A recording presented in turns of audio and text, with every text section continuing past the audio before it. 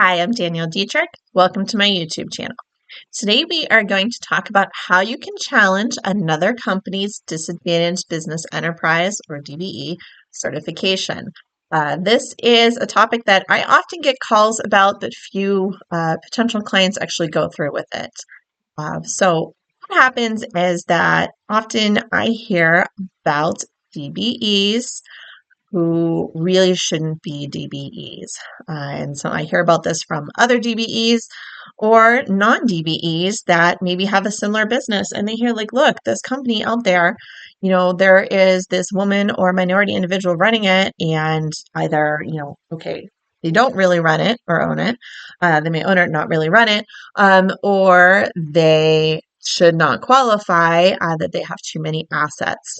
So this can be sort of a controversial topic a little bit because people feel bad, I think, to some extent, calling out another company for doing something that is not within the regulations. Maybe they fear retaliation in a small business community, or just, know that it's wrong but don't want to be the person to speak up. So I want to tell you about that process and how, you can remain anonymous, or you can work through someone else, such as myself, in making that report. So the federal DBE regulations outline a procedure for reporting a potentially ineligible DBE.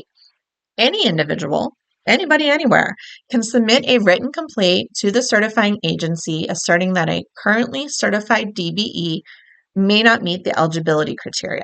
It's really important that you can't just say, like, hey, look, XYZ company, yeah, well, she's got too much money, she shouldn't be a DBE. You need to give some more information. You can't just be like, oh, yeah, well, I don't think they qualify. So that kind of vague allegation is not going to be taken seriously or investigated.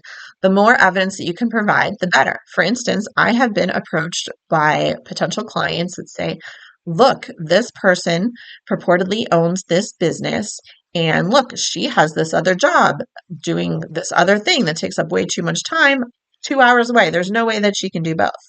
Or I will have people say, like, look, we found all of these different properties, and we found Facebook posts showing this person all these elaborate vacations and these fancy cars and all this stuff. How is this person disadvantaged under the DBE? The more evidence that you can pull together, the better. I have some clients that I swear must have worked for the CIA in a prior life, because the amount of stuff that they've been able to dig up just from public records is astounding. And so um, the more information, the better. Many times, the individual filing the complaint wants to remain anonymous, again, due to concern about repercussions. However, can say that the certifying agencies are not obligated to accept anonymous complaints. There is a level of confidentiality for the complaining party, but there are times where the investigation could be impeded if the complainant insists on maintaining anonymity. So if under some circumstance, and I'm sorry I don't have a good example for you on this, the regulations don't give any, and I'm having a hard time unless there was some sort of first person eyewitness situation thinking of an example. If that complainant and the person making the complaint insist on, like, look, I want to stay anonymous, I want to stay anonymous, but that person's first person perspective is so important to the investigation that the investigation fails without it, that's a circumstance where I can see, okay, you got to make the choice to either come forward, break in anonymity, or like just be willing to walk away from the complaint. So there have been times that I have brought complaints about certified DBEs on behalf of my clients, and that has helped keep my clients anonymous. It's not something I do lightly. I won't take on those matters unless I see very clear evidence that there is an issue.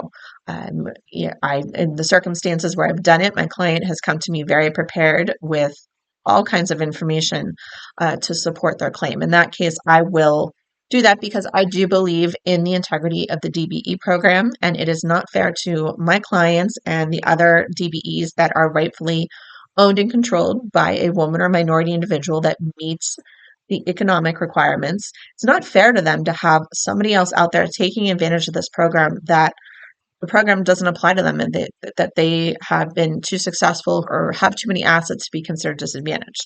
And that's not fair to my clients. It takes away opportunities for other small businesses to grow. So That's why I do occasionally do these sort of complaints on behalf of my client. So there are also parts of the regulations that say that the company that is the focus of any investigation after a complaint cannot retaliate or discriminate against the individual or company making the complaints. But there's no penalty stated. There's no right of action for the company if they did so. So to me, that's yeah, that sounds good. And maybe if it was bad enough, you could potentially get them booted from the program. But I wouldn't put a lot of stock in that. So, what happens after a complaint is lodged? So, after the complaint is lodged, the certifying agency must assess the complaints, review any materials that were submitted with it, and gather additional information as needed. They may conduct an investigation. I will say these tend to take a long time. So, bring patience. I can't explain why it takes so long, particularly in circumstances where the complaint is made with a very big list and including exhibits to public sources, to public records, to legal documents that evidence that the company no longer qualifies. However, it just takes a long time. If the agency determines ultimately that the firm is ineligible, it must notify the firm in writing and follow the decertification program. So that firm must be afforded the opportunity for a hearing. If it goes the other way and the certifier looks at everything and says, yeah, person making the complaint, thanks, but yeah, we think they're still eligible. They're still supposed to let you know as the complainant in writing that the company remains eligible and reference evidence supporting their decision. If your company or you as an individual suspects that another company's DBE certification is not quite on the up and up, and you want advice about what you can do about that, please reach out to me. I'd be happy to work with you. But again, it must be more than just a share. I don't think something doesn't smell right here. I don't think this is really the case. You need to have something more concrete than that to be successful. So thank you for watching, and I'll see you again soon.